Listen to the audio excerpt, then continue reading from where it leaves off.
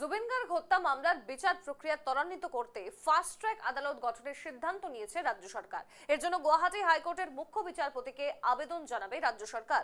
জুবিনের পরিবারের দাবির প্রতি সম্মান জানিয়ে এই সিদ্ধান্ত নিয়েছে রাজ্য সরকার। গুয়াহাটি হাইকোর্ট এই সম্পর্কে প্রস্তুত করবে গাইডলাইন।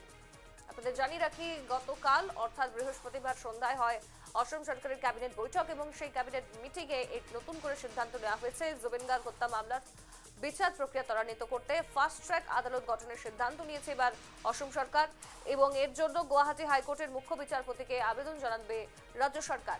জুবিনের পরিবারের দাবির প্রতি সম্মান জানিয়ে সিদ্ধান্ত নিয়েছে রাজ্য সরকার। গুয়াহাটি হাইকোর্ট এই সম্পর্কে প্রস্তুত করবে নয়া গাইডলাইন।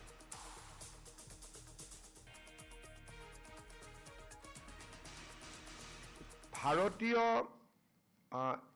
ন্যায় সংহিতাৰ BNSS under BNSS section 346(1) এই ধাৰাৰ অধীনত ৰাজ্য চৰকাৰে গুৱাহাটী উচ্চ ন্যায়ালয়ৰ মুখ্য ন্যায়াধীশ গৰাকীক জুবিন গাৰ্গৰ হত্যা গোচৰৰ ডে টু ডে ট্ৰায়েলৰ বাবে এখন ফাষ্ট ট্ৰেক এক্সক্লুসিভ কোৰ্ট এখন গঠন কৰি দিবৰ বাবে আজি কেবিনেটে গুৱাহাটী উচ্চ ন্যায়ালয়ক অনুৰোধ কৰিবৰ বাবে কেবিনেটে আজি সিদ্ধান্ত লৈছে।